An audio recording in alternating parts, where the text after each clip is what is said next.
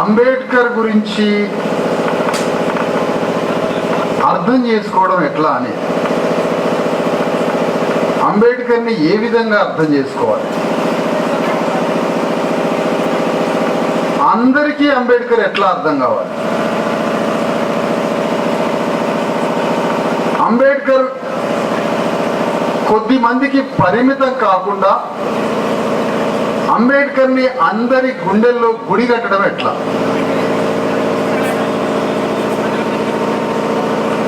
అంబేద్కర్ని అర్థం చేసుకోవడానికి మనం అందరం ప్రయత్నించాలి. సంత్ కబీర్ దాస్ కాలంలో వర్ణ వ్యవస్థని, కుల వ్యవస్థని సృష్టించింది దేవుడే అని, కులాలని సృష్టించింది, వర్ణ వ్యవస్థని సృష్టించింది కూడా దేవుడు, మతం అని చెప్పుకుంటున్న రోజుల్లో ఒకవేళ కులాన్నే సృష్టిస్తే, మతాన్ని, వర్ణాన్ని, మానవ భేదాలనే సృష్టిస్తే దేవుడు, ఆ దేవుడు నాకు లేడు, మానవత్వం ఉన్నవాడే నా దేవుడు, మనిషే నా దేవుడు, సమానత్వ భావనే నా దైవం అని దేవుణ్ణి వ్యతిరేకించడానికే నా ధైర్యం చేసి ప్రజల్లో ఉన్నటువంటి కుల మత భేదాలని దాటి సమానత్వం కోసం గ్రామ గ్రామం తిరిగి ప్రతి మనిషి గుండెల్లో సమానత్వ భావాన్ని బోధించిన కబీర్ దాస్ యొక్క బోధనలను విని, కబీర్ దాస్ యొక్క జ్ఞానాన్ని విని, కబీర్ దాస్ యొక్క తత్వజ్ఞానాన్ని విని పెరిగి పెద్దవాడై ప్రపంచంలోనే అత్యంత బలమైన రాజ్యాన్ని నిర్మించి అసమానత్వం మీద కత్తిని జులిపించిన వాడే శివాజీ మహారాజ్. ఆ కత్తి, శివాజీ మహారాజ్ కత్తిని చూస్తే ఆ కత్తి ఎవరి మీద దూస్తున్నారని ఎవరు అనుకుంటున్నారో నాకు తెలియదు, కానీ ఆ కత్తి దూసేది మాత్రం కుల వ్యవస్థ మీద, ఆధిపత్య వర్గాల మీద, వర్ణ వ్యవస్థ మీద, వర్గ వ్యవస్థ మీద, ఆధిపత్య సమాజం మీద. కబీర్ తత్వజ్ఞానంతో పెరిగి పెద్దవాడై కుల వ్యవస్థ మీద ఢీకొని పోరాడి ఒక రాజ్యాన్ని నిర్మాణం చేసి శివాజీ రాజ్యాన్ని ప్రపంచం ముందు నిలబెట్టి, అంత సగర్వంగా నిలబెట్టిన శివాజీ రాజ్యానికి రాజ్యాంగం ఏంటో తెలుసా? కబీర్ దాస్ యొక్క సమానత్వ భావనే శివాజీ రాజ్యానికి రాజ్యాంగమై కూర్చుంది. అందుకే శివాజీ రాజ్యంలో నెత్తురిని, చెమటని, స్వేదాన్ని చిందించి భూమిని దున్నే శూద్ర కార్మికులకి భూమిని పంచి సమాజంలో శూద్రుని సగర్వంగా నిలబెట్టి, శూద్రుడు కూడా మానవుడే, శూద్రుడు కూడా మనిషే, చేకలివాడు, మంగలివాడు, నాయి బ్రాహ్మణుడు, యాదవులు, విశ్వ బ్రాహ్మణులు, సమస్త అణగారిన పీడిత కులాలు, ముదిరాజులు, గౌళ్ళోళ్ళు, గొల్లోళ్ళు, సమస్త శూద్ర కులాలు ఈ భూమిని దున్ని స్వేదాన్ని చిందించి దేశానికి పంటలు పండించి శ్రమ చేసే శూద్రులు, అశుశూద్రులు, వాళ్ళకి రాజ్యంలో సమాన స్థానాన్ని, సమాన గౌరవాన్ని కల్పించి వాళ్ళని కన్నబిడ్డల్లాగా ప్రేమించింది శివాజీ రాజ్యం.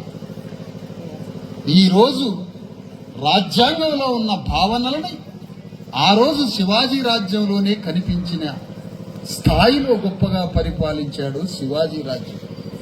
ఆ శివాజీ రాజ్యానికి కాన్స్టిట్యూషన్ కబీర్ దాస్ ఫిలాసఫీ. కబీర్ దాస్ యొక్క కంజర పట్టుకొని డోలు కొట్టడం కాదు కబీర్ దాస్ చెప్పింది.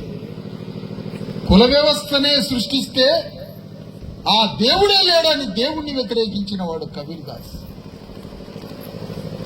ఎక్కడికో దేవుడి దగ్గరికి పోబాకు, నీలోనే దేవుడున్నాడు, ప్రజల్ని సమానత్వంగా ప్రేమించిన వాడే దేవుడని సగర్వంగా ప్రకటించిన కబీర్ దాస్ బోధనలను పెరిగి పెద్దవాడైన శివాజీ యొక్క ఆలోచన స్రవంతిని, శివాజీ యొక్క ఆ కబీర్ దాస్ తో పెరిగిన శివాజీ యొక్క రాజ్యం యొక్క గొప్పతనాన్ని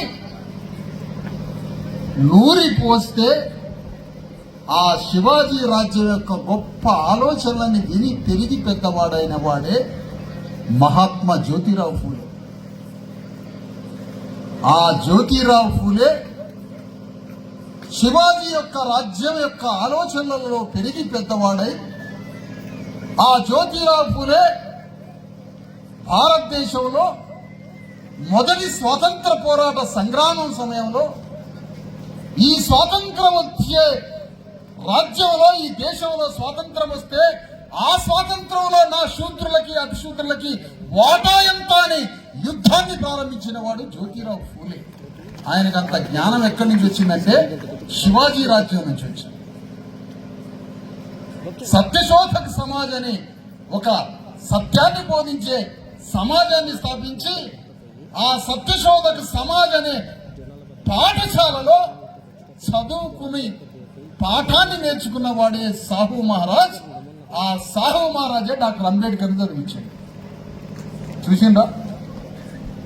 కబీర్ దాసు జ్ఞానాన్ని, కబీర్ దాసు గానాన్ని నెత్తిన పట్టించుకొని రాజ్యాన్ని పరిపాలించిన వాడు శివాజీ అయితే, ఆ శివాజీ రాజ్యమును ఎట్లా పరిపాలించాలి, ప్రజల్ని ఏ విధంగా ప్రేమించాలని రాజ్య విలువల్ని నేర్చుకున్నవాడు కబీర్ దాస్ దగ్గర రాజ్య విలువలను నేర్చుకుని రాజ్యాన్ని పరిపాలించిన వాడు శివాజీ అయితే, ఆ శివాజీ రాజ్యం గురించి తెలుసుకున్న జ్యోతిరావు ఫూలే సత్యశోధక సమాజాన్ని పెట్టి దేశంలో ఉన్న వర్ణ వ్యవస్థని, కుల వ్యవస్థని ఢీకొని శూద్రులకి అతిశూద్రుల కోసం యుద్ధాన్ని ప్రారంభించిన ఆధునిక సాంఘిక రాజకీయ సంస్కర్త అయిన జ్యోతిరావు ఫూలే మొదటి స్వాతంత్ర పోరాటంలో ఈ దేశానికి స్వాతంత్రం వస్తే ఆ స్వాతంత్ర రాజ్యంలో నా శూద్ర అతిశూద్రులకి రాజ్యంలో వాటా ఎంత అని సింహనాదం చేసిండు జ్యోతిరావు ఫూలే.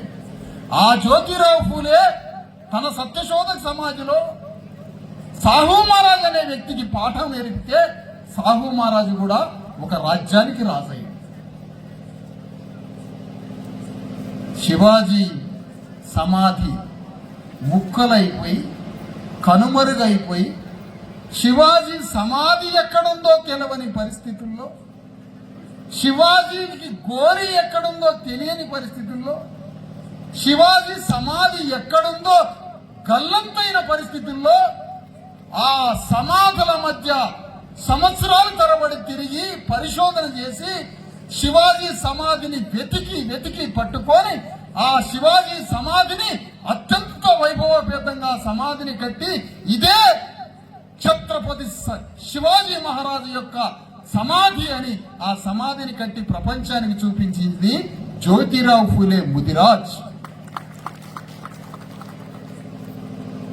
అంటే శివాజీ సమాధి కట్టి ఆ సమాధిని ప్రపంచానికి చూపించింది జ్యోతిరావు ఫూలే.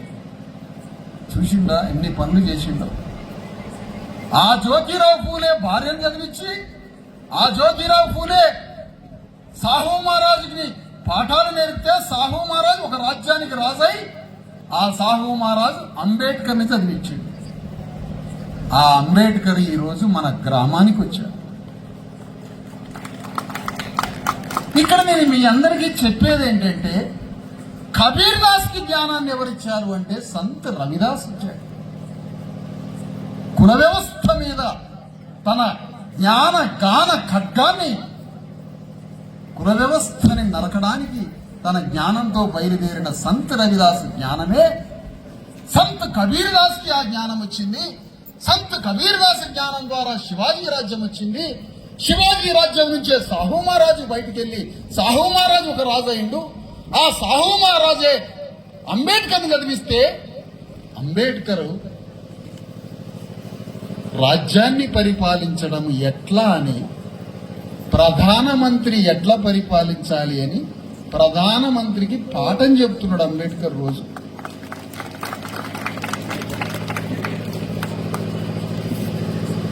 ఆ అంబేద్కర్ యొక్క ఆలోచన ఇక్కడ నేను మీ అందరికీ చెప్పేది ఏంటంటే,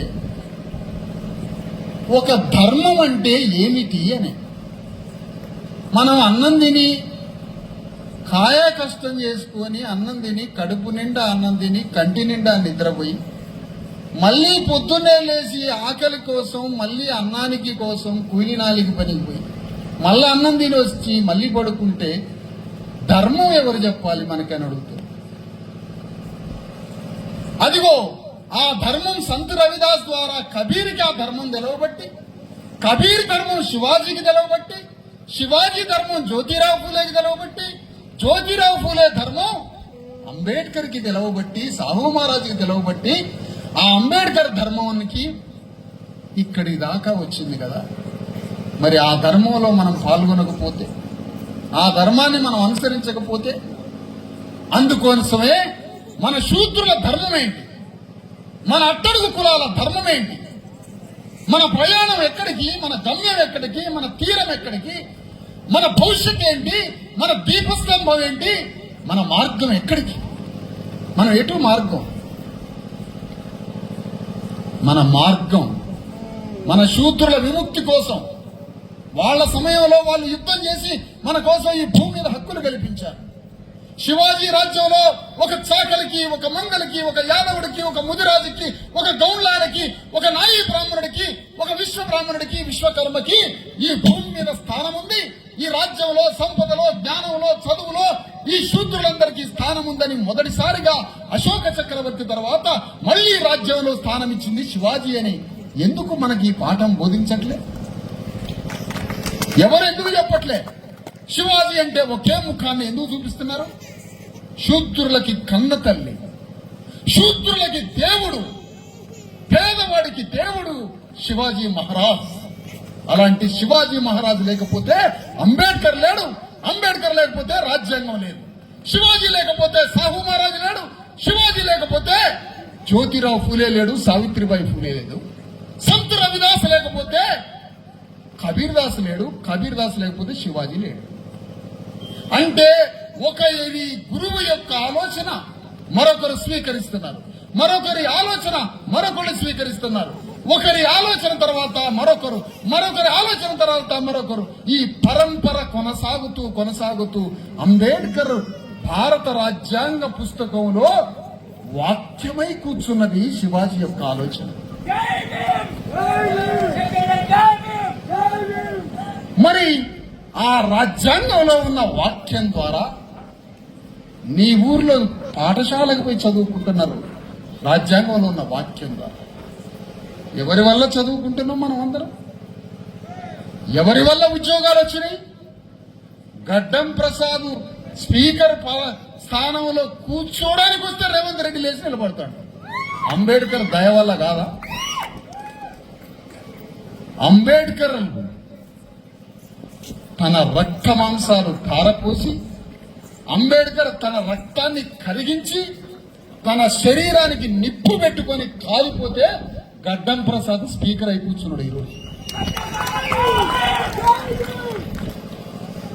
మనందరం అంబేద్కర్ రక్తంతో చదువుకున్నాం. మనం అంబేద్కర్ కాలి బూడిదైపోతే మనం ఆ వెలుగులో బతుకుతున్నాం. ఈరోజు మరి అలాంటి ఆలోచన, ఒకరి ఆలోచన ఒకరు స్వీకరించినారు, ఒకరి ఆలోచన ఒకరు స్వీకరించారు. ఆ అంబేద్కర్ యుద్ధం నుంచి ఆ వాక్యాన్ని పట్టుకొని బయలుదేరిన వాడే కాన్షీరాం. ఆ కాన్షీరాం యొక్క వాక్యంతో ఈరోజు తెలంగాణలో ఒక మహోద్యమం జరుగుతున్నది. ఒకరి ఆలోచనని మరొకరు స్వీకరిస్తున్నారే. ఏ ఇద్దరి మధ్య ఆలోచన కట్ అయిపోయినా, డిస్కనెక్ట్ అయిపోయినా, రెండు ఆలోచనల మధ్య, రెండు బండల మధ్య సందులాగా అయిపోతుంది. ఇక దారి ఉండదు. కాబట్టి మనం ఈ ధర్మాన్ని మనం స్వీకరించాలి, ఈ వాక్యాన్ని మనం స్వీకరించాలి. కాబట్టి శూద్రుల యొక్క స్థానం ఏంటి ఈ రాజ్యంలోని? శివాజీ యుద్ధం మొదలుపెట్టాడు. అట్టడుగు వర్గాల యొక్క స్థానం ఏంటి ఈ రాజ్యంలోని? కబీర్ దాస్ యొక్క ప్రశ్న ఏంటి? అట్టడుగు కులాలకి ఈ భూమి మీద స్థానం ఏంటి, గౌరవం ఏంటి? దేవుడు ముందు ఒక కులానికి గౌరవం ఉంటే దేవుడు ముందు మరొక కులానికి గౌరవం ఎందుకు లేదు?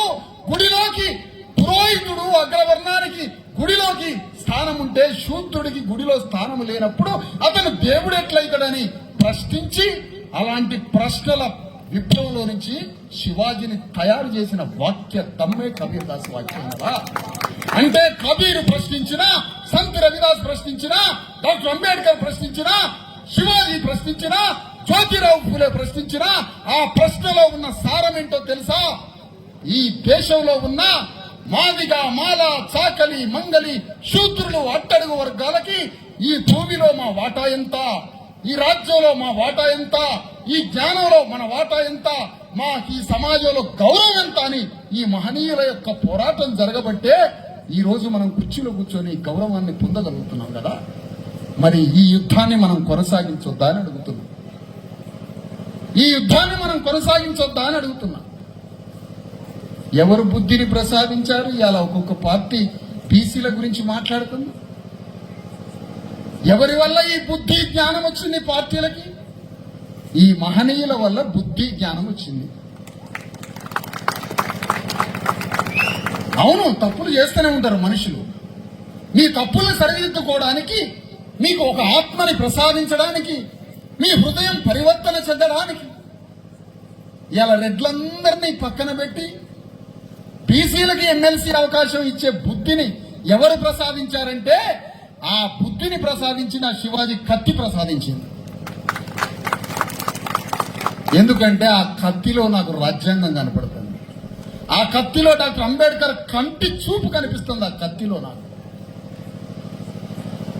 ఎక్కడ రాజ్యాంగం వచ్చి ప్రశ్నిస్తుందో అని భయపడి అన్ని పార్టీలు మాట్లాడుతున్నాయి. మరి ఇప్పుడు నేను ఒకటే అడుగుతున్నాను ఇక్కడున్న వందల మంది యువకులకి, అయ్యా ఈ పార్టీలు ఈ రాజ్యాన్ని, ఈ దేశాన్ని, ఈ తెలంగాణని పరిపాలిస్తున్న ఈ అగ్రవర్ణ అగ్రవర్గ ఈ రాజ్యంలో మన వాటా ఎంత, మన బిడ్డల వాటా ఎంత, మన తల్లుల వాటా ఎంత?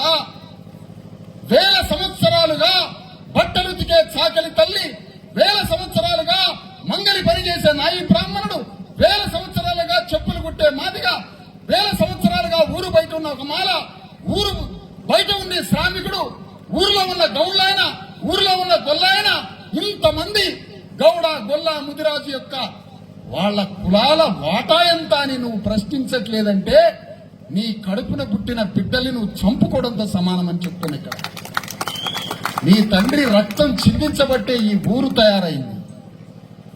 ఈ రెడ్ల సామ్రాజ్యం. సదానంద రెడ్డి గారు, మీరు మా మనిషి, మీరు మాతో ఉండాలి. ఎందుకు? ఈ పెద్ద రెడ్లను చూసి చిన్న రెడ్లు ఇమిటేట్ చేస్తుండ్రు. ఆ పెద్ద రెడ్లు ఏడన్నా తగలబడినాయి, నువ్వు వచ్చి మా పేదోళ్లతో కలవు. అట్లా మనం కలిసి పోరాడదాం ఈ సమాజం. అదే పరివర్తన. అది నేనన్నమాట కాదు, రెడ్డి కులంలో పుట్టిన యోగి వేమారెడ్డి గారు చెప్పిన మాట. సమానంగా బతుకుతాం. ఇప్పుడు ఈ ఆధునిక వేమన జయరాజు గారు చెప్పే మాట కూడా అదే. అందుకని అంతో ఇంతో హృదయం ఉండి మానవత్వం ఉన్న, ప్రజల పట్ల కన్నీరు ఆర్తి ఉన్న చిన్న చిన్న రెడ్లు ఈ 90% పేదలతో కలవండి పెద్ద రెడ్ల మీద యుద్ధానికి పోదామని చెప్తున్నా నేను. ఇక తెలంగాణలో రెడ్డి సామ్రాజ్యంలో భూకంపం పుట్టడమే అంబేద్కర్కి ఇచ్చే అసలైన నివాళి అని ప్రకటిస్తున్నాను. ఎంతకాలం ఈ రాజ్యం, ఈ వెలమారెడ్డి రాజ్యం ఎంతకాలం అని ప్రశ్నిస్తున్నా. భూమి మొత్తం మీ సొంతమా? రాజ్యం మొత్తం మీ సొంతమా? ఎమ్మెల్యేలు, ఎంపీలు, సమస్త రాజ్యం మీ సంపదని మీ గుప్పిట్లో పెట్టుకుంటే కూలీ నాలి చేసి వేల సంవత్సరాలుగా కష్టం పనిచేసేటువంటి ఒక శ్రామికుడికి ఈ రాజ్యంలో వాటా అడగొద్దాం మేము? ఈ సంపదలో వాటా అడగొద్దాం మేము? మేము ఎట్లా బతకాలి అని అడుగుతున్నా నేను. ఈ దేశాన్ని, ఈ భారతదేశంలో ఎవరైనా తప్పు చేస్తే, ప్రధానమంత్రి మోడీ తప్పు చేసినా, రాహుల్ గాంధీ తప్పు చేసినా, ఇంకొక నాయకుడు తప్పు చేసినా, కేసీఆర్ తప్పు చేసినా, రేవంత్ రెడ్డి తప్పు చేసినా కాలర్ బట్టి గుంజుకొని ఈడ్చుకొచ్చి కోర్టు వన్లో కూర్చోబెట్టేది భారత రాజ్యాంగం కదా. మరి ఆ ప్రధాన న్యాయమూర్తులు ఈ దేశంలో ఉండే కోర్టులలో ఉండే న్యాయమూర్తులలో చాకలి వ్యక్తి ప్రధాన న్యాయమూర్తులు ఉన్నారా? ఒక మంగళైన న్యాయమూర్తిగా ఉన్నాడా? ఒక చాకలైన న్యాయమూర్తిగా ఉన్నాడా? ఒక మాదిగైన న్యాయమూర్తిగా ఉన్నాడా? ఈ దేశంలో ఉన్న జ్యుడిషియరీ సిస్టమ్, మొత్తం జ్యుడిషియరీ సిస్టమ్ ఒక కులం చేతిలో ఉంటుందా? మీరు రోడ్ల ఊళ్ళో ఎక్కడన్నా గొల్లైన సాకలైన మంగళైన పిలిచి పంచాయతీ చెప్పానండి, న్యాయం ఎటుందో అటు చెప్తుడే. అది మా హృదయమే. అలాంటి మాలాంటి అట్టడుగు కులాలు ఈ దేశానికి న్యాయం చెప్పడానికి న్యాయమూర్తులలో మా కులం వాళ్ళు ఎందుకు లేరు అని ప్రశ్నిస్తుంది అంబేద్కర్ సిద్ధాంతం. ప్రధాన న్యాయమూర్తులలో అట్టడుగు కులాలు లేరు. ఈ దేశంలో 570 600 జిల్లాలున్నాయి. 600 జిల్లాలకి ఈ దేశ పరిపాలనకి దాదాపుగా 10,000 ఐఏఎస్ కలెక్టర్లు ఉన్నారు. కలెక్టర్ స్థాయి హోదాలో 10,000 మంది ఐఏఎస్లు, ఒక 20,000 మంది ఐపీఎస్లు ఉంటే ఐపీఎస్లలో ఐఏఎస్లలో సాకలోళ్ళు మంగళోళ్ళు ఎంతమంది? ఐఏఎస్లు ఐపీఎస్లలో గౌండ్లోళ్ళు గొల్లోళ్ళు ముదిరాజులు విశ్వబ్రాహ్మణులు వడ్డరోళ్ళు ఎంతమంది? ఒక్క లెక్క ఉన్నదా మీ దగ్గర? అంటే ఐఏఎస్లు ఐపీఎస్లు మాలమాదిగోళ్ళు కావద్దు, బీసీలు కావద్దు, న్యాయమూర్తులలో అణగారిన కులాలు ఉండద్దు. మరి ఎవరు ఉండాలి? ఐఏఎస్లు ఐపీఎస్లు న్యాయమూర్తులు రాజ్యాన్ని రాజులు ఒక కులం 2 కులాల చేతిలో ఉంటే, అందుకనే మీకు బుద్ధి నేర్పడానికి కబీర్ దాస్ భూకంపం సృష్టించి వచ్చిండు బయటికి. ఇవాళ మళ్ళా ఆ ప్రశ్నకి కొనసాగింపు కావాలి కదా.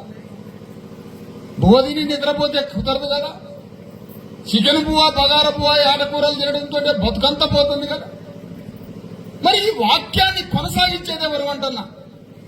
కబీర్ లేకపోతే అంబేద్కర్ లేడే. మరి అంబేద్కర్ వాక్యాన్ని పట్టుకొని నువ్వు యుద్ధం చేస్తే ఈ రాజ్యంలో నీ వాటా నీకు వస్తుంది. నువ్వు మాట్లాడకపోతే నీ వాటా నీకు రాదు. కాబట్టి ఈ యుద్ధాన్ని కొనసాగించాలి. ఇది ఏమి యుద్ధం? ఇది ఏమి యుద్ధం అంటే ఇది పార్టీలు కాదు, సమానత్వం కోసం యుద్ధం. ఒక్కడి దగ్గరే భూమి మొత్తం ఉండకూడదు, ఒక్కడి దగ్గరే రాజ్యం ఉండకూడదు, ఒక్కడి దగ్గరే సంపద ఉండకూడదు, ఒక్కడి దగ్గరే చదువు విజ్ఞానం ఉండకూడదు, ఒక్కడి కులంలోనే ఒకే కులం చేతిలో న్యాయమూర్తులు ఉండకూడదు. న్యాయం చెప్పే దాంట్లో ఒకే కులం ఉంటుందా ఎక్కడన్నా? అదే అన్యాయం. న్యాయం చెప్పడానికి ఒకే కులమట, ముఖ్యమంత్రులు కావడానికి ఒకే కులమట, ప్రధానమంత్రులు కావడానికి ఒకే కులమట, భూమి మొత్తం ఉండడానికి ఒకటి చేతిలో ఒకే కులమట. ఇది తప్పు కదా అని ప్రశ్నిస్తుంది శివాజీ. కత్తి ప్రశ్నిస్తుంది తప్పు అని. మరి ఎవరు పోరాటం చేయాలి? ఎట్లా పోరాటం చేయాలి? సమాజంలో అనేక ప్రశ్నల వల్ల అనేక పార్టీల నాయకత్వం మారుతుంది. నాయకత్వం మారుతుంది. సిపిఎం పార్టీకి ఒక మాదిగా ఆయన 70 ఏళ్ల తర్వాత ఆ పార్టీకి రాష్ట్ర కార్యదర్శి అయిండు.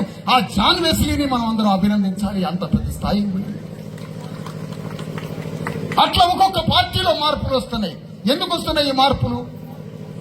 ఇవాళ ఎమ్మెల్సీలు అసెంబ్లీలో చట్టాలను తయారు చేయడానికి శాసన మండలిని ఒకటి పెట్టిర్రయ్యా.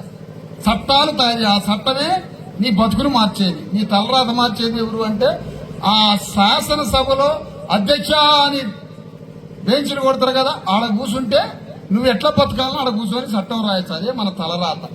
విధాన సభ అంటే విధిరాత రాశోడని అర్థం.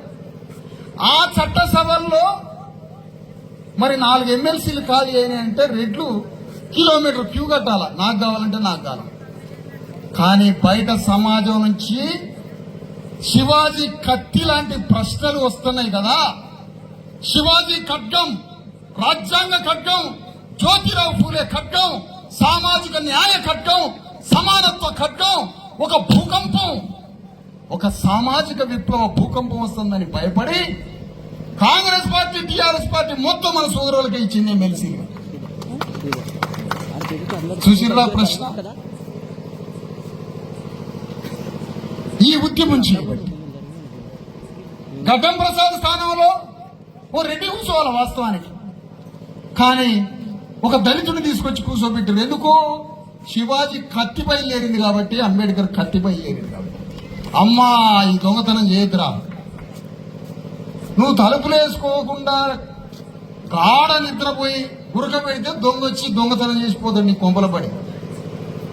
నువ్వు లైట్లు వేసి గొడ్డలు తీసుకొని నిద్రపోకుండా బయట తిరుగు, దొంగోడు నీ ఇంటికి రాడు, నీ ఊళ్ళోకే రాడు. బొడ్లే గొడ్డలు పెట్టుకొని తిరిగితే గాని ఈ దొంగలు మారదు అని అర్థమవుతుంది. ఇప్పుడు ఏం గొడ్డలు పెట్టుకుంటావు? బొడ్లే నిజంగా గొడ్డలు పెట్టుకుంటావా? ఓటనే గొడ్డని బొడ్లే పెట్టుకొని తిరుగు. ఒక్కొక్కడు మారి ఇవాళ పోతులూరి వీరబ్రహ్మం గారి వారసుడైన దాసోజి శ్రావణ్ అనేటువంటి ఒక విశ్వకర్మ వడ్రంగి కులస్తుడైన వాడిని చట్టసభలో కూర్చోబెట్టింది రాజ్యం. ఇవాళ వెలమాయన కూర్చోవాలంట. అసలు యాక్చువల్ మనలాంటి వాళ్ళు అడగకపోతే వెలమాయన పోయి కూర్చుంటాడు అందులో. అమ్మో, బయట ప్రశ్నలు వస్తున్నారు, వాళ్ళు మనం చంపినా చంపుతారు. ఎస్సీలు, బీసీలు, ఎస్టీలు, అణగారిన వర్గాలు బయటకు వచ్చి రాజ్యం మీద ప్రశ్నిస్తున్నారు అని భయపడి వడ్రంగం పనిచేసి, కౌన్సిల్ పనిచేసే మన నాగళ్ళు గీగళ్ళు బండ్లు తయారు చేసే వడ్లాయిని తీసుకుపోయి శాసనసభలో కూర్చోబెట్టారు. ఎవరి వల్ల? శివాజీ, జ్యోతిరావు ఫూలే, సాహు మహారాజ్, అంబేద్కర్ రాజ్యాంగం. ఈ ప్రశ్నల పరంపర వల్ల ఈ మార్పు వస్తుంది. మరి ఈ ప్రశ్నలు మనం వేయకుండా ఇంట్లో కూర్చున్నాం అనుకో, అదే చికెన్ బగారా పువ్వ.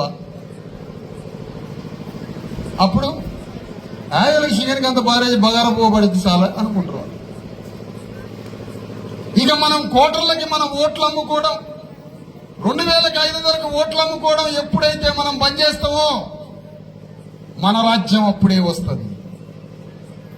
హైదరాబాద్ లో తుర్కోళ్ళంతా ఓట్లు అమ్ముకోవడంలే, అందుకనే హైదరాబాద్ లో వాళ్ళ తుర్క రాజ్యం వచ్చింది. వాళ్ళు ఓట్లు అమ్ముకోరు. 10,000 ఇచ్చిన తుర్కాన ఓటు అమ్ముకోడు. 7 అసెంబ్లీలు, 50 కార్పొరేటర్లతో హైదరాబాద్ మహానగరాన్ని 7 అసెంబ్లీలని పట్టుకొని రాజ్యాన్ని స్థాయికి చేయాలి. తుర్కోల పార్టీ పోయినప్పుడు బీసీలు, ఎస్సీలు, ఎస్టీలు మనందరం కలిసి ఓటు అమ్ముకోకుండా మన రాజ్యాన్ని తెచ్చుకుంటే సచ్చి కూర్చుంటారు ఈ రెడ్డి వెలమదొరల దెబ్బకి. చేపల చెరువులో నీళ్లు పోతే చేపలు చచ్చిపోతాయి. మనం ఓట్లు లేకపోతే రెడ్డి వెలమదొరలు దెబ్బ చచ్చిపోతారు. అందుకని తెలంగాణ మొక్కజొన్న తోటలో రెడ్డి వెలమదొరలు అడవి పందులు లాగబడ్డారయా. దీని చుట్టూ ఓట్ల కరెంటు ఫినిషింగ్ పెట్టాలని చెప్తున్నాడు. కాబట్టి కరెంటు పెట్టాలి చుట్టూ, అడవి పందులు పడకుండా. పీక తింటా ఉంటారు వీళ్ళు. మొక్కజొన్న సేలల పడి పీక తింటేగా పందులు. ఆ మొక్కజొన్న వాసన వచ్చడానికి పందులు గుంపులు బయలుదేరుతాయి. దొరలైన పెద్ద రెడ్ల గురించి మాట్లాడుతున్నాను. అస్సలు ఫీల్ కావద్దు సాధారణ రెడ్డి, ఏం మాత్రం ఫీల్ కావద్దు. నువ్వు మా పక్షాన నువ్వు ఎంత కాలం నిలబడితే నిన్ను అంత పెద్ద నాయకుడు చేస్తాడు. మాకు ఒక్క రెడ్డి దొరికినా ఆయన పట్టుకొని తిరుగుతాం. మా సైడ్ ఒకడు వచ్చిండ్రు, ఆయన యోగి వేమారెడ్డి అట్టడుగు వర్గాల కోసం యుద్ధం చేయలే. సురవరం ప్రతాప్ రెడ్డి అగ్రకుల బ్రాహ్మణీయ వ్యవస్థ మీద సంస్కరణవాదం మొదలు పెట్టలే. ఎన్నో ఊర్లలో భూములు, ఆస్తులు అమ్ముకొని మాదిగోళ్ళెమ్మడి తిరిగిన రెడ్లు అక్కడక్కడ లేరు. అణగారిన వర్గాలెమ్మడి తిరిగిన రెడ్లు లేరు. ఈ మధ్య కాలంలోనే ఒక పెద్ద రెడ్డిని చూసి చిన్న రెడ్డి ఇమిటేట్ చేయడం, అదే రాజకీయ పోజు తోటి ఉన్న భూములు గీవులు మొత్తం ఏ మాయ చేసుకొని అవి చేసి రాజకీయాలు చేస్తే ఎట్లా? అణగారిన వర్గాల కోసం మీ ఆర్తిని, మీ దుఃఖాన్ని వినిపించాలి. అందుకనే ఒక మానవత్వ సమాజం కోసం మనం యుద్ధం చేయాలి. రాజ్యాంగం అమలు కావడం ఈరోజు రాజ్యాంగంలో ఒక అణువంత మాత్రమే అమలవుతుంది. ఆకాశమంత అమలు కావాల్సింది రాజ్యాంగం. అణువంత అమలైతేనే ఇంత మార్పు వచ్చిందే. మరి రాజ్యాంగం మొత్తం అమలైనట్టయితే ఈ దేశమే మారిపోతుంది. అందుకనే ఇవాళ ఏం కోరుతున్నామంటే మనం ఈ సమాజం అంతా సమానత్వంగా ఉండాలి. 10,000 రూపాయలు దొరికితే చాలు సార్, నేను ఒక బిజినెస్ పెడతా అంటాడు ఒక బీసీ వాడు, ఎస్సీ వాడు, ఎస్టీ వాడు. అర్థం చేసుకోండి మిత్రులారా, ఒక్క 5,000 రూపాయలు ఇస్తే చాలు, నేను ఒక బండి పెట్టుకొని బజార్లో కూరగాయలు అమ్ముతున్నా, ఒక బండి మీద కూరగాయలు అమ్ముకుంటా, 5,000 రూపాయలు అప్పు దొరికితే చాలనుకుంటున్నదే. 25 లక్షల కోట్ల రూపాయలు ఈ దేశాన్ని పాలించేటువంటి అగ్రవర్ణ వ్యాపారస్తులకి మాఫీ చేస్తుందట ఈ బ్యాంకు. నీకు 5,000 మాత్రం ఏదట బ్యాంకు. మరి ఈ దుర్మార్గానికి కారణం ఎవరు? దొంగతనం చేయడం దొంగ ధర్మం. దొంగ యొక్క ధర్మం దొంగతనం చేయడమే.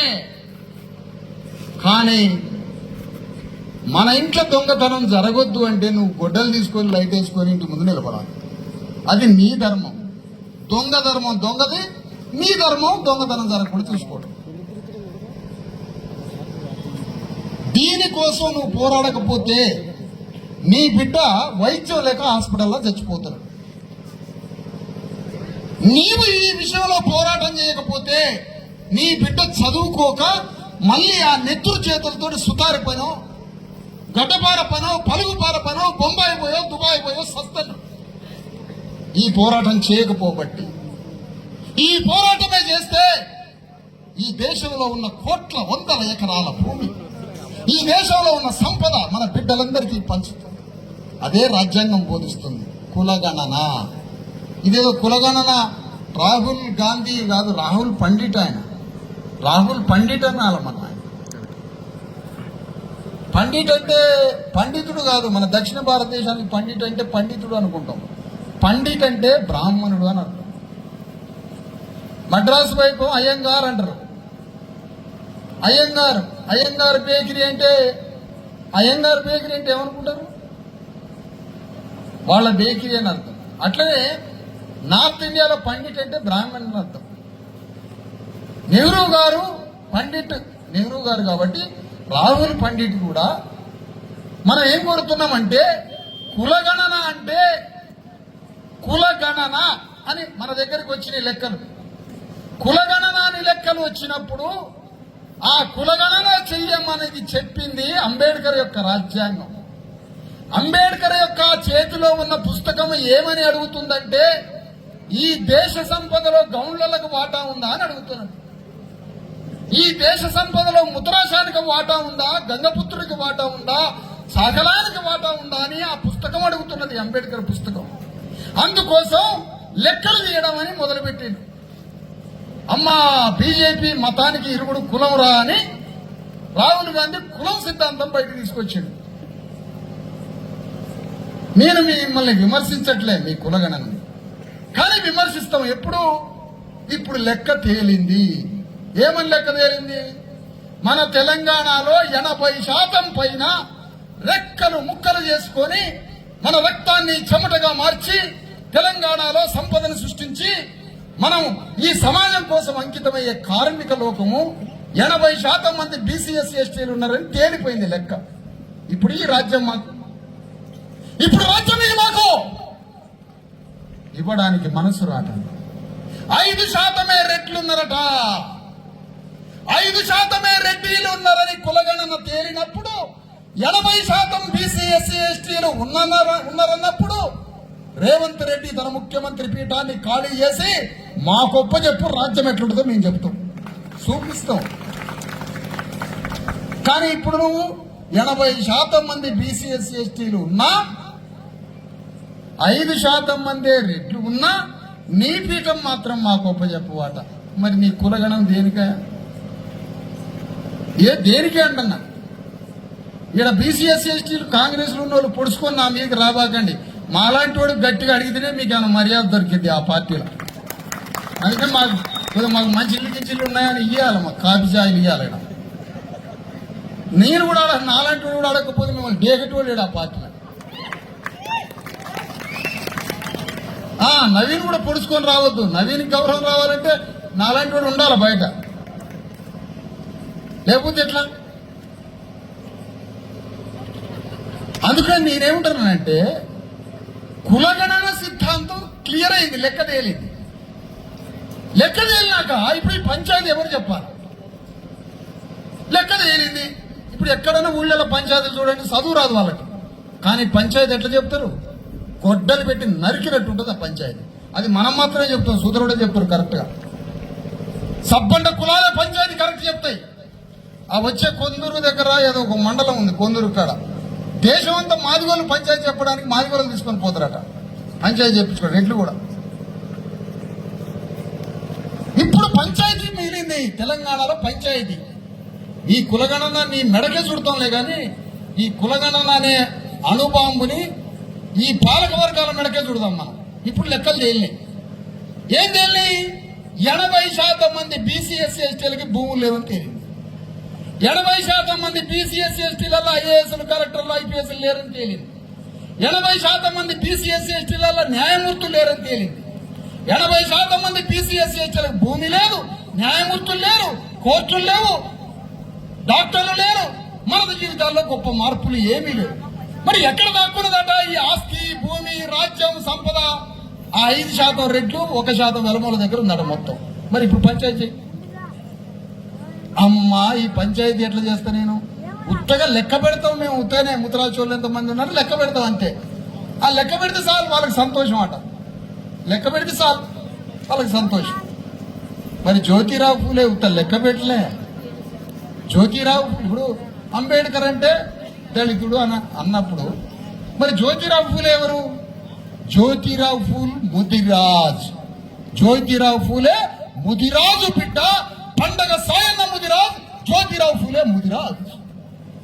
సర్దార్ సర్వాయి పాపన్న గౌడ్ రాజ్యం కోసం పోరాడాడు. మనం ఏం చేస్తున్నాం ఇలా గౌన్లలో గొల్లలో?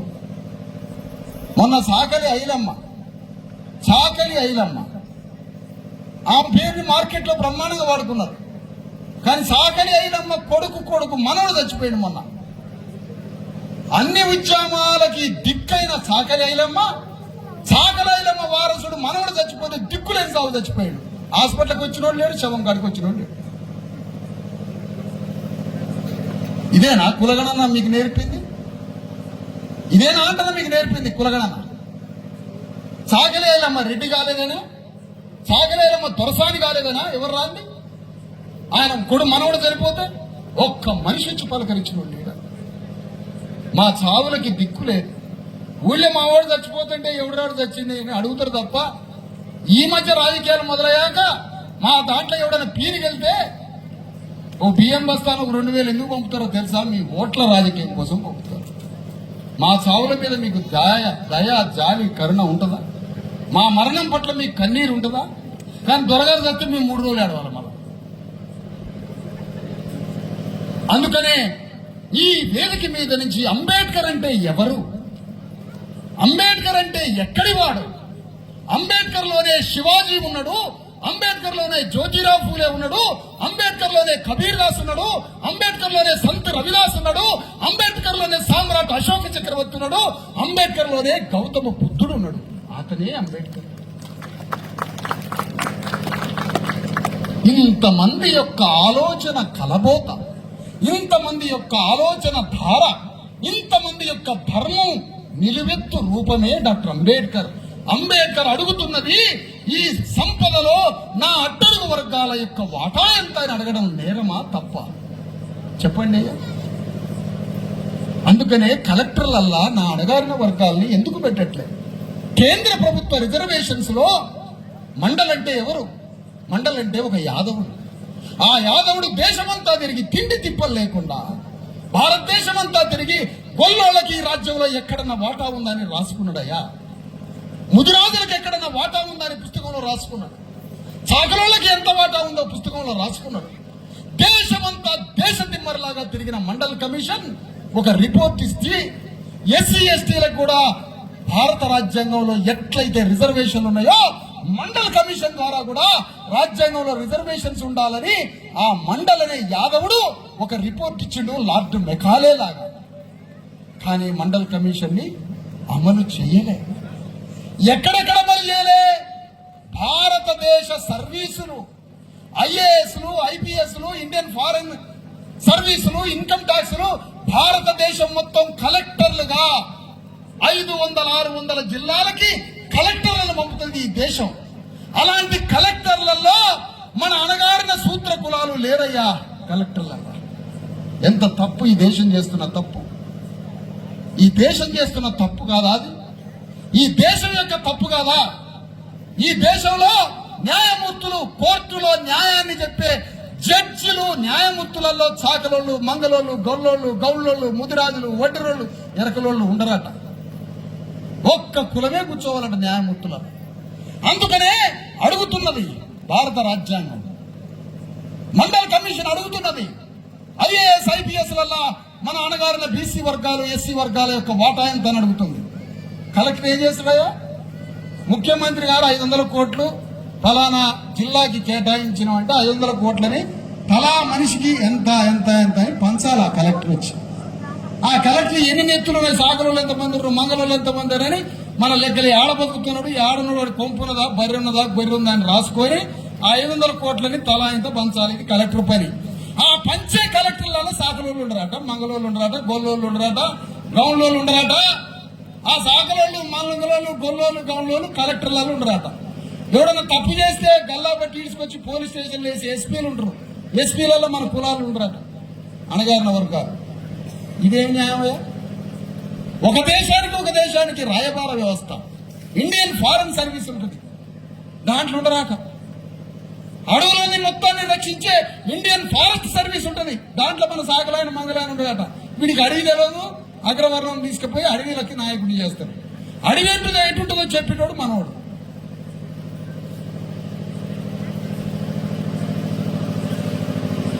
మరి కలెక్టర్లలో మా వాళ్ళు ఉండరు, ఎస్పీలలో మా వాళ్ళు ఉండరు, పెద్ద పెద్ద సెంట్రల్ యూనివర్సిటీలలో ప్రొఫెసర్లలో ఉండరు.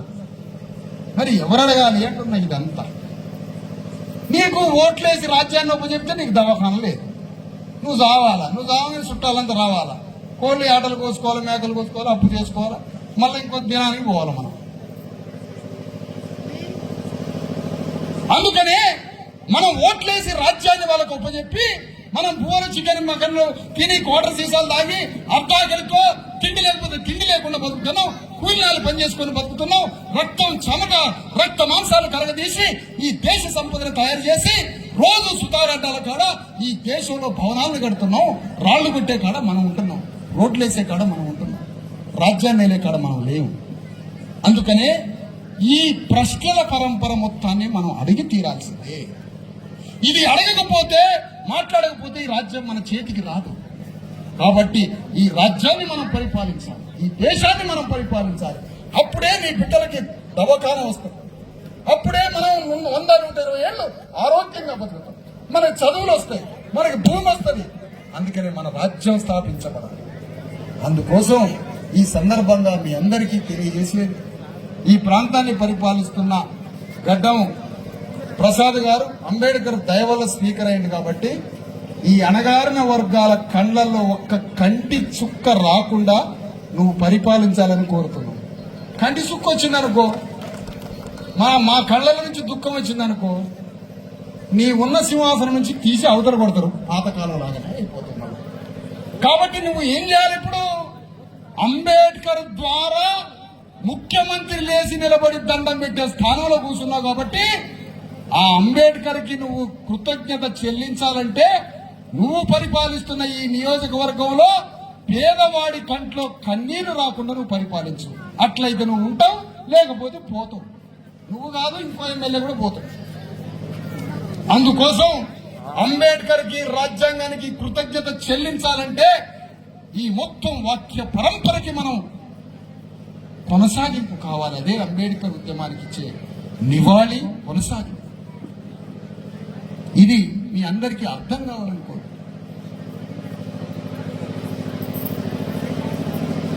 మన యొక్క ఇక్కడ 100 మంది యువకులు ఉన్నారు.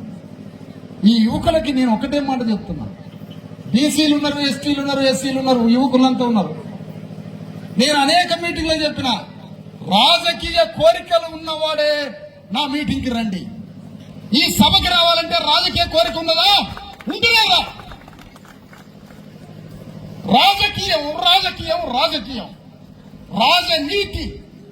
భారత రాజ్యాంగం చెబుతున్నది, అంబేద్కర్ చెబుతున్నది రాజనీతి. రాజ్యాన్ని ఏలే వృత్తిని స్వీకరించు. అందుకోసమే మిమ్మల్ని చదివించానంటాడు అంబేద్కర్. రాజ్యాన్ని పరిపాలించే వృత్తి స్వీకరించు.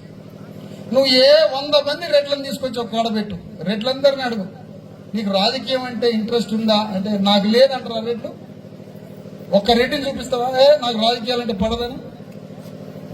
అందరికీ రాజకీయం కావాలి. మన వాళ్ళందరినీ కూర్చోబెట్టు, మేమేడ చేస్తాం సార్, అయ్యి మా దగ్గర ఏముందని మనం అంటాం. కానీ అంబేద్కర్ ఇచ్చిన సెలవు ఏంటంటే రాజ్యాధికారం అనే తాళం చేయని పట్టుకో, ఏ తాళం అంటే ఆ తాళం ఓపెన్ అయితని చెప్పి. కాబట్టి మన అణగారిన వర్గాలను రాజకీయాన్ని వృత్తిగా స్వీకరిద్దాం. దానికి క్యారెక్టర్ కావాలి. క్యారెక్టర్ ఎక్కడి నుంచి వస్తుంది? ప్రిన్సిపల్స్ నుంచి వస్తుంది. నువ్వు నమ్ముకున్న సిద్ధాంతం పట్ల లోకమంతా నీ మీద లక్ష కత్తులతో దాడి చేసినా అరవద్దు, బెదరొద్దు, చెదరొద్దు, కదలొద్దు. లోకమంతా నీ మీద దాడి చేసిన నువ్వు నమ్ముకున్న సిద్ధాంతం పట్ల అంతే నిలబడి యుద్ధం చేయి. నీ క్యారెక్టర్ ఫామ్ అయ్యి నాయకుడు అవుతావు, చరిత్రలో నిలబడతావు. ఆ క్యారెక్టర్ తోటి నాయకుడు ఇంకా. అదే నేను బీసీ ఎస్టీ యువకులకి, అణగారిన పీడిత వర్గాల రాజకీయ నాయకులు కావాలనే మిత్రులందరికీ చెప్పేది అదే. నువ్వు ఏ సిద్ధాంతం మీద నువ్వు తర్వాత సంగతి. అదే ప్రిన్సిపల్స్, అదే రాజుకు కావాల్సిన లక్షణం. అజరామరంగా రాజు భూమి మీద బతకాలంటే పేదల పట్ల, అణగారిన వర్గాల పట్ల ఆలోచనతో బతకాలి. అలాంటి బుద్ధుడు నుంచి జంబూ ద్వీపం అనే ఈ దేశంలో సమానత్వ భావన ఒకప్పుడు ఉన్నది. ఆ సమానత్వ భావాన్ని కొనసాగింపు యొక్క అధిశాసన రూపమే, రాజనీతి రూపమే డాక్టర్ అంబేద్కర్ యొక్క మహాస్వరూపం. అంబేద్కర్ సిద్ధాంతం విశ్వజనీనమైనది, సార్వజనీనమైనది, సార్వకాలికమైనది. అంటే భూమి ఉన్నంత కాలం అంబేద్కర్ సిద్ధాంతం విశ్వజనీనమైనది. ప్రపంచంలో, విశ్వంలో ఉన్న జనులందరికీ సంబంధించింది అంబేద్కర్ సిద్ధాంతం. అద్భుతమైన పాట రాశాడు జయరాజ్ గారు, ప్రజాకరణ. ఎంత అద్భుతమైన పాట! జగత్ జననేత అంబేద్కర్. జగత్తు అంటే జగం అంటే ప్రపంచం. జగత్ జననేత అంటే ప్రపంచంలో ఉన్న జనులకి ఆయన నేత అని చెప్పిండు. కానీ అదే పాటలో ఒక దగ్గర భారత్కు మార్క్స్ అంబేద్కర్ అన్నాడు. అంటే అంబేద్కర్ ని భారతదేశానికి పరిమితం చేసింది. అంబేద్కర్ విశ్వం మొత్తానికి నాయకుడు. తన పాటలోనే మొదటి వాక్యంలో ఉన్నది. దానికి కాంట్రడిక్షన్ లో మళ్ళా భారత్ కు మార్క్స్ అనేసరికి అద్భుతమైన పోలికే. కానీ అంబేద్కర్ భారత్ కే పరిమితం అయ్యాడు. అంబేద్కర్ విశ్వం మొత్తానికి నాయకుడు. తన అన్న మాట మొదటి మాట ఫైనల్ అని చెప్తున్నాను. First sentence. ప్రపంచానికి అంబేద్కర్ నాయకుడు. ఎందుకు? సమానత్వం ఇది ప్రపంచం మొత్తానికి వర్తిస్తుంది. స్వేచ్ఛ ఇది ప్రపంచానికి మొత్తానికి వర్తిస్తుంది. మనిషికి మనిషికి మధ్య ప్రేమ, ఫ్రాటర్నిటీ, సోదరభావం ఇది ప్రపంచం మొత్తానికి వర్తిస్తుంది. ఈ మూడు సూత్రాలతో ప్రపంచాన్ని కట్టొచ్చు, ఒక నూతన ప్రపంచాన్ని తయారు చేయొచ్చు, ఒక కొత్త లోకాన్ని నిర్మించవచ్చు. అంబేద్కర్ అంటే ఒక నూతన ప్రపంచం, విశ్వం మొత్తం కట్టొచ్చు. కాబట్టి జగత్ జననేత అంబేద్కర్. ఈ వాక్యమే ఫైనల్. జయరాజు గారు రాసిన మాట. అంబేద్కర్ వాదం విశ్వజనీనమైనది, సార్వకాలికమైనది. ఆయన్ని కులంగా చూస్తే అతన్ని బాగు చేయడానికి ముల్లోకాల 3.5 కోట్ల మంది దేవతలు వచ్చినా అతన్ని బాగు చేయలేరు. అంబేద్కర్ని కులంగా చూస్తే ఒక బీసీ ఆయన అంబేద్కర్కి దండ వేయాలంటే దండ వేయలేకపోతుంది. ఒక ఊర్లో చూసిన కొల్లాపూర్, అంబేద్కర్ని దండ వేయలేను సార్. వెంటనే అతని మీద మనం కోప్పడద్దు. అంబేద్కర్ గురించి 5-6 గంటలు చెప్పినాక కళ్ళమ్మ నుంచి నీళ్లు కార్చుకుంటూ పోయి అర్ధరాత్రి మళ్ళీ దండేసింది అంబేద్కర్. చెప్పాలి, టీచింగ్, బోధించడం ద్వారా ట్రాన్స్ఫార్మ్ అవుతుంది. మనిషి ట్రాన్స్ఫార్మ్ అవుతా ఉంది. అందరం సమానంగా అనుభవించాలి ఈ ప్రపంచాన్ని. మనం ఒక్కళ్ళు బతకడానికి రాలే ఈ భూమి మీదకి. ఈ పంచభూతాలు ఒకటి సొత్తు కాదు, ఇది అందరి సొత్తు. ఈ ప్రపంచం అందరం సమానంగా బతికి సమాన గౌరవాన్ని పొంది అందరం సుఖ సంతోషాలతో బతికి ఒక మంచి మానవత్వ సమాజాన్ని తయారు చేసి పోవాలి. అందుకోసం వచ్చిన ఈ భూమి మీదకి. అందుకోసం అంబేద్కర్ అంటే మొత్తం మహనీయుల యొక్క పరంపరే అంబేద్కర్. ఆ అంబేద్కర్ సిద్ధాంతాన్ని కొనసాగించడం అంటే దైవ కార్యంతో సమానం. అందుకని మనమంతా అంబేద్కర్ మార్గంలో నడిచి ఆయనకి నివాళిచ్చి మన పేదలము, బడుగులము, బలహీన వర్గాలము, పేదలము, పీడితులము, మధ్యతరగతి వర్గాలము, అగ్రకులాల్లో ఉన్న ప్రజాస్వామ్యవాదులు, పేదలు, అణగారిన వర్గాలు అందరం ఈ భూమి మీద సమానంగా బ్రతకడానికి అంబేద్కర్ దేవుణ్ణి అనుసరించాలని కోరుతూ మీ అందరికీ సెలవు.